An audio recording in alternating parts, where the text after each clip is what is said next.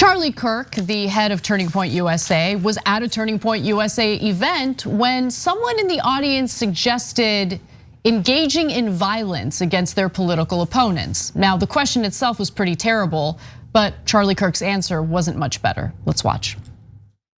At this point, we're living under corporate and medical fascism. This is tyranny. When do we get to use the guns?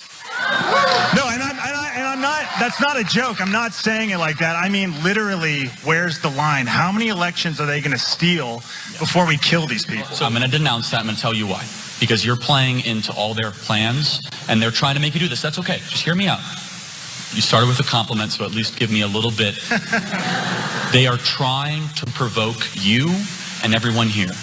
They are trying to make you do something that will be violent, that will justify a takeover of your freedoms and liberties, the likes of which we have never seen. We are close to have, hold on, we are close to have momentum to be able to get this country back on a trajectory using the peaceful means that we have at us. So to answer your question, and I just think it's, overly blunt, we have to be the ones that do not play into the violent aims and ambitions of the other side. They fear, let me say this very clearly, they fear us holding the line with self-control and discipline, taking over school board meetings. They're the ones that are willing to use federal force against us. So Charlie Kirk responds to a problem that he took part in creating. The constant demonizing and constant manufactured culture war garbage that he engages in persuades people in that audience, the very person who asked him the question, hey, we're under medical tyranny. I'm assuming he's referring to vaccine mandates. They're stealing our elections, something that Charlie Kirk has engaged in spreading, that absolute lie that he's engaged in spreading. So when do we get to use our guns? They're convinced, by the way. They really genuinely think the election was stolen, they're living under medical tyranny, and they need to use their guns to protect themselves from said tyranny. Charlie Kirk created that problem. I appreciate the fact that he tried to calm the guy down a little bit by saying, no, we shouldn't resort to violence. However, he prefaced all of that with continuing to demonize the political opponents. Yeah, so look, the guy asking the question is way more at fault than Charlie Kirk is in that situation. But if you'll notice that Charlie, while saying why he shouldn't do the violence, which is good, I'm thrilled that he didn't say, didn't sanction in any way. So credit where credit is due on that, okay? But then he said, it's because it's a trick they're trying to get you to do. So it's actually the liberals' fault, it's the progressives' fault for trying to get you to do, as the guy looks like he's perfectly ready to do it. Nobody had to trick him into doing it. But Charlie never said, by the way, don't do it because it's immoral. You shouldn't kill your political opponents, that's right. Insane. He never said it was nuts. He said, I get it, but it's a political trick. Don't fall into the political trick. He never said, what are you, a monster? What? No, don't kill the guys you disagree with. Are you nuts? Now, but at least he didn't say go do it, whereas Matt Gaetz and Cawthorn and all of these elected Republican congresspeople are saying, time for Second Amendment remedies. And if somebody comes to your door, make sure you grab your guns. As somebody from the government, grab your guns, Second Amendment. Gee, I wonder where they got the idea. And to me, the most telling part was when that questioner first stated the idea of murdering people on the left. Did you notice? The cheering? The cheering, exactly. Yeah. The applause, oh yeah, murder him. That's a right-wing audience, of course.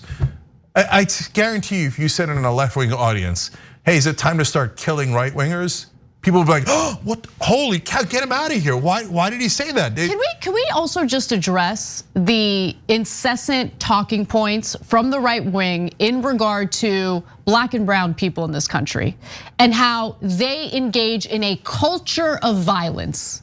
That's the talking point that we hear over and over again. When you bring up the disparity in prisoners, between black and white prisoners, for instance. Well, black people are overrepresented in prisons because culture of violence. Oh, really? It's because of a culture of violence? I mean, it is fascinating, right? Because right there, out in the open, You have a right winger in a very public event on tape suggesting using firearms, using his weapon against his political opponents. But you don't hear anyone pointing to the right wing to discuss that culture of violence, pointing to white males in America and their engagement in a culture of violence. Are you kidding me? They're totally okay to do it. Totally okay. First of all, what Anna's saying is indisputable. And you know that even if you're a right winger, you know it's true. You do it. Oh, guns, kill, guns. What culture of violence? I don't see it. No, I see it. Just because the media in this country has been so deferential to you. Oh, liberal media, they're our enemy. Are you kidding me? They kiss your ass 24/7. Hey, they're good American patriots, the real Americans, the middle of the country Americans. Oh my, of course, culture of violence is awesome when they do it, right? So look, guys, the last part of this is, the guy started talking about corporate rule. If you're a right winger, you want to know how you could actually end corporate rule? It's not by killing people. That's not gonna, one, it's immoral. Two, it's not gonna work, okay? What, you're gonna kill your way out of corporate rule? That doesn't make any sense. In fact, that's the one thing Charlie's right about. What it would do, and it's not about liberals versus conservatives. Corporate donors own the entire Republican Party and 90% of the Democratic Party. And if you did that, they would do a shutdown. They would take away more of everyone's rights. They would take away right wingers' rights, they would take away left wingers' rights, and they would impose more corporate tyranny on you. So how do you actually fight corporate tyranny? Get the big money out of politics, you knuckleheads. Corporations give millions of dollars to politicians, to Nancy Pelosi and Mitch McConnell. Do you see any other show telling you the truth?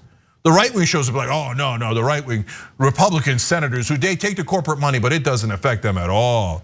And then you'll see a bunch of MSNBC shows, oh, the Democrats take money. Pelosi took $720 million in last count from donors. You think $720 million didn't affect her? No. We're honest about it. The MSNBCs and the New York Times lie and cover for her. No, corporate money only affects Republicans, not Democrats. Absurd. Get the money out. The money is bribery. End the bribery and the corruption. Go join Wolfpack. Look, I'm telling this to right wingers who are saying the most outrageous things. But we gotta work together to get the goddamn money out. Otherwise, this country's toast and we've lost our democracy. Wolf-pack.com. Thanks for watching The Young Turks. Really appreciate it. Another way to show support is through YouTube memberships. You'll get to interact with us more. There's live chat emojis, badges. You've got emojis of me, Anna, John, JR, so those are super fun. But you also get playback of our exclusive member-only shows and specials right after they air. So all of that, all you gotta do is click that join button right underneath the video. Thank you.